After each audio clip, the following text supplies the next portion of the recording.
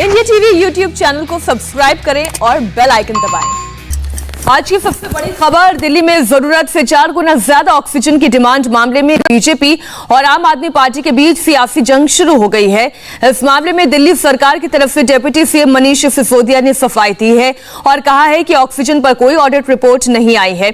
ना तो audit committee ने किसी रिपोर्ट को अप्रूवल दिया है और ना ही कमेटी के किसी मेंबर ने रिपोर्ट पर हस्ताक्षर किए हैं। मनीष सिसोदिया ने कहा कि कमेटी के कई सदस्यों से उनकी बातचीत हुई है और किसी ने भी ऐसी किसी भी रिपोर्ट की बात को स्वीकार नहीं किया है।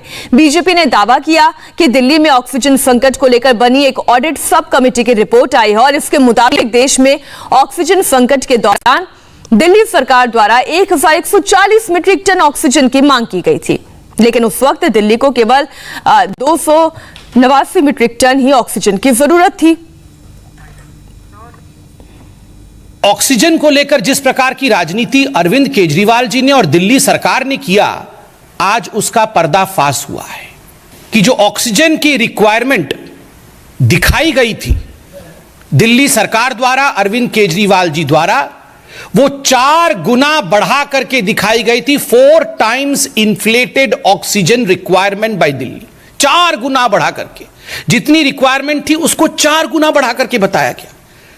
और सबसे दुखद विषय है कि दिल्ली के इस झूठ के कारण, अरविंद केजरीवाल जी के इस झूठ के कारण 12 ऐसे राज्य थे पूरे हिंदुस्तान में जो अफेक्टेड हुए अपने ऑक्सीजन सप्लाई को लेकर, क्योंकि सब जगह से ऑक्सीजन काट करके दिल्ली भेजना पड़ा, क्योंकि अरविंद केजरीवाल जी कह रहे थे उनको बहुत ऑक्सीजन की आवश्यकता है, मगर वास्तविक आवश्यकता उतनी नहीं थी। हमने इस ऑक्सीजन ऑडिट कमेटी के सदस्यों से बात की, कई सदस्यों से बात की है।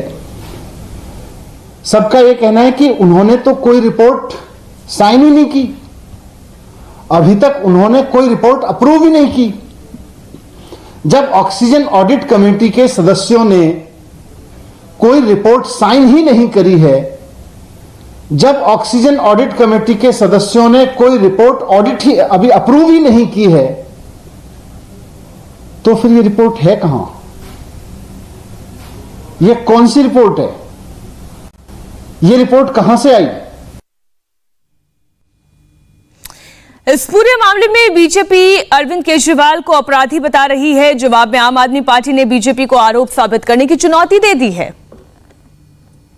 ये ऑक्सीजन सड़क पे खड़ी रही, ये ऑक्सीजन स्टोरेज प्लेस में ही रह गया।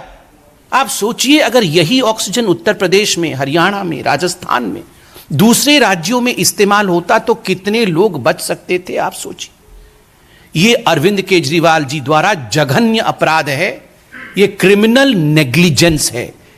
ऑक्सीजन को लेकर जिस प्रकार से हुआ है, कहीं ना कहीं ये सब कुछ एक षड्यंत्र, एक कॉन्स्पिरेसी और जानबूझ के किया गया है कि किस प्रकार से दिल्ली सरकार जो गलत कर रही थी उसके ऊपर से ब्लेम हटे और ब्लेम शिफ्ट किसी और के ऊपर हो जाए। और जिस रिपोर्ट को आज सर्वोच्च न्यायालय के पटल पर सबमिट किया है, उसी सर्वोच्च न्यायालय के एक पैनल ने वो हकीकत को बयां करता है। और हम पूरी तरह से आशा करते हैं कि सर्वोच्च न्यायालय में अरविंद केजरीवाल अकाउंटेबल ठहराए जाएंगे।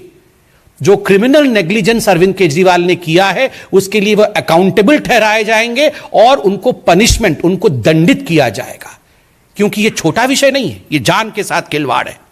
मैं चुनौती देके कहता हूं कि रिपोर्ट लाइए, कहां है वो रिपोर्ट जिसको ऑक्सीजन ऑडिट कमेटी के सदस्यों ने अप्रूव किया हो और जिसको ऑक्सीजन ऑडिट कमेटी के सदस्यों ने साइन किया हो।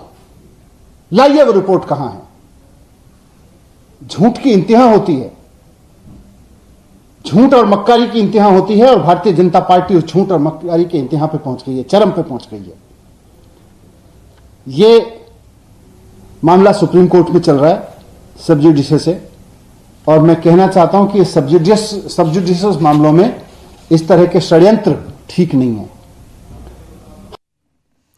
बीजेपी के दावे के मुताबिक ऑक्सीजन की जरूरत से 4 गुना ज्यादा डिमांड का मामला 25 अप्रैल से 10 मई के बीच का है। आप इसे समझिए, यह वो वक्त था जब देश भर में ऑक्सीजन को लेकर हाहाकार मचा हुआ था। केजरीवाल सरकार की डिमांड की वजह से सुप्रीम कोर्ट ने केंद्र सरकार को आदेश दिया था कि दिल्ली को रोजाना 700 मीट्रिक टन ऑक्सीजन की सप्लाई की जाए, लेकिन अब सुप्रीम कोर्ट की ही ऑडिट कमेटी ने केजरीवाल सरकार की मांग पर सवाल उठाए हैं और रिपोर्ट के मुताबिक दिल्ली की इस मांग की वजह से करीब 12 राज्यों में ऑक्सीजन की किल्लत भी पैदा हुई थी।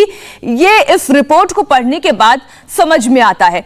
जिस कमेटी की रिपोर्ट में दिल्ली सरकार की गलत डिमांड का खुलासा किया गया, उस सब कमेटी में दिल्ली एम्स के director Randeep Guleria, max health care के संदीप बुद्धिराजा और जल शक्ति मंत्रालय के संयुक्त सचिव सुबोध यादव के अलावा दिल्ली सरकार के प्रधान गृह सचिव भूपेंद्र भल्ला और विस्फोटक नियंत्रक के संजय के सिंह भी शामिल हैं।